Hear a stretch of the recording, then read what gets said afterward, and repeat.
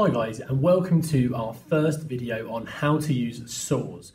So what we're going to go through today is a variety of different saws that we might find in a workshop, maybe outside of the workshop in the real world, different saws people use. And we're going to go through today specifically how we cut straight and square by hand with a saw. Because we do have different equipment in the workshop. We have the bandsaw, we have the miter saws, but it's really important that we get those basic skills really honed. So using a hand saw to cut straight is one of the most important skills of any RMT student. So that's what we're going to go through today. So I've got a variety of saws in front of me. So the first one we're going to talk about is the Tenon Saw. So this is the one you're probably going to use the most in the workshop. So the way that we can tell it's a Tenon saw is it has this really strong back all the way across, and that holds the blade nice and rigid, and it keeps it straight, so that when we're cutting, we're going to get a really accurate cut. So this is the one we're going to use for your carpentry skills test. But it's probably the one you're going to use the most in the workshop because it's accurate, they're really easy, nice and small, nice and light. So that's our Tenon saw. We're going to talk about that a little bit later in the video. Other kind of saws you might come across, this one here, we're going to use for another project. This is called a coping saw. So a coping saw has a very thin blade. It has this large back to it here. We'll actually take the blade off. If we twist this handle, the blade will come loose and we can actually detach it. Now, coping saw is used for cutting different shapes. So unlike our Tenon saw, which will only saw straight down or across, this one, we can use it to cut profiles, so to cut in angles and curves. It's a really useful saw for getting in quite small places, but we're going to use this to cut some slightly different shapes. So it's kind of like, if you know what a jigsaw is, this is kind of the manual version of a jigsaw. Now, some of the saws that you might see me use around the school, these are some of my personal favorites. I have quite a lot of these home. These are Japanese saws. Now these are quite expensive. So this one, I think this one was around £45. They can be quite expensive. You can get them fairly cheap. Now the difference between a Japanese saw and an English saw is the way that the teeth go. So if you think of an English saw or a European saw like this one, like our Tenon saw, the teeth are angled going forwards. And that means that when we're cutting, it cuts when you push it away from you. Now, a Japanese saw works slightly differently in that the teeth are pointing the other way. The teeth are pointing downwards, and it's designed to cut when you pull it towards you. Now, that's got quite a few benefits. First of all, that the blades are much thinner than the European saws, because when you pull it, it's actually in tension. It makes it a lot stronger. So we can have a thinner blade, which makes it lighter. I personally just prefer the pulling towards you. I think it's like an easier motion. It's less stressful on kind of your arm. It's much easier to do. So you might see me have a go with some of these saws. I might let you have a go yourselves. But these are really, if you're looking to get some tools for yourself at home, I can highly recommend Japanese tools. They're really good quality. This one has been fantastic. So there's the Japanese saws. Next two saws are kind of what we call a panel saw. Now I have two different versions. So this is the one that you might see. This is the one you might have maybe at home, in a garage, or in your shed, something along those lines. Now these are throwaway saws. So they can't be reused. Once they're blunt and they don't cut anymore, that's it. You just got to throw them away. But you might also have seen, maybe your grandparents might have one. Is the same thing, but this is an older school kind of saw. So this is a panel saw again. This one can be sharpened. So the difference is we can get a file and we can file down each of these teeth, and this can last a long time.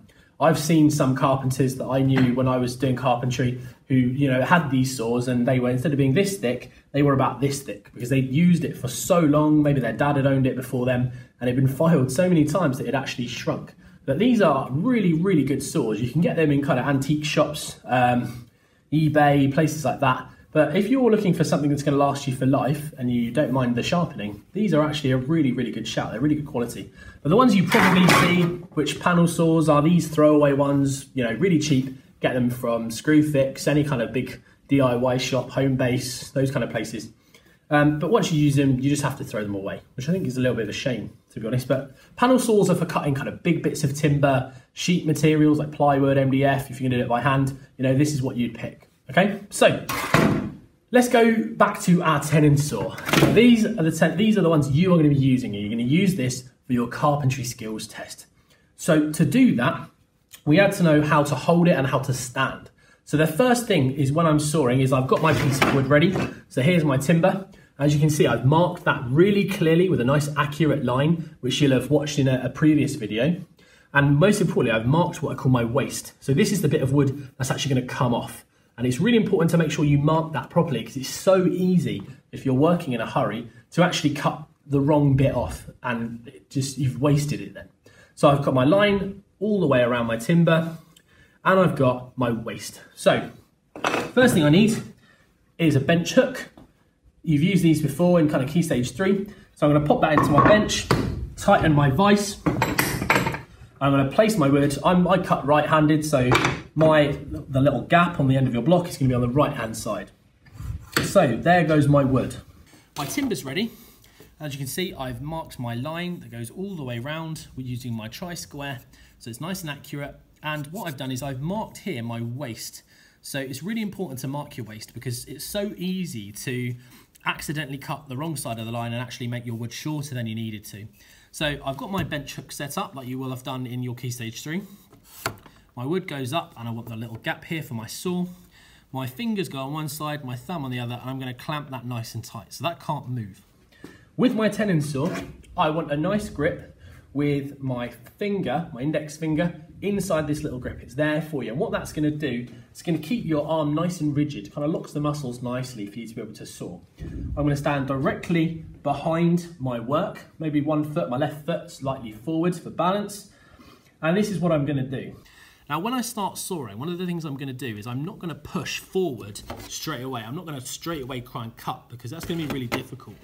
So what I'm going to do is I'm going to have my finger here to guide the saw, and I'm actually going to pull back towards me. So my saw's going to go on the waist side of the line, on the right-hand side where I've made my scribbles.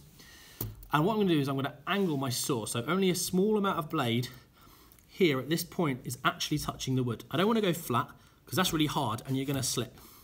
So what I'm going to do is I'm going to pull back 3 times in the corner. 1, 2, 3. Okay. And there you can see my little mark. There it is, little saw mark in the corner. Now to cut accurately and across these lines, we're going to do 2 things. The first of which is I'm just going to follow, and as I saw, I'm going to start to drop the blade to follow that line. All I'm worrying about is following the line. You don't want to cut deep at this point. You don't want to cut any deeper than that line you've already made. Okay, so watch what I do.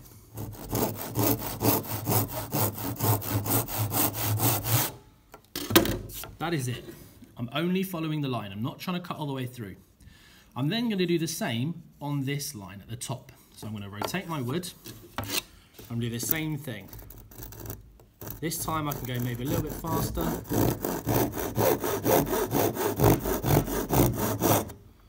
Okay, so I've made 2 cuts. One on the top, one on the face. That means now that my saw is going to be guided as I cut through. So now, very gently, slowly, and using the whole length of the blade all the way along, I can just start cutting through.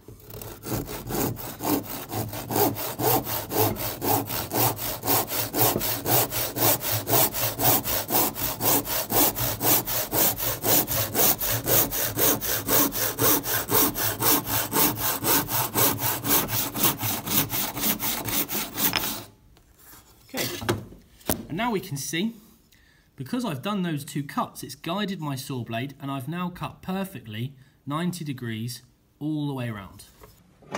Now the way that you can check that is to get your square and hold your square up to the edge, and you can see I've got no gaps. So it means that I'm nice and I'm perfectly 90 degrees. So that's our intro on how to saw straight. So remember, nice grip, standing nice and sturdy behind your work, marking accurately, and cutting those guidelines. And if you get those right, you're going to have no problems cutting perfectly every single time.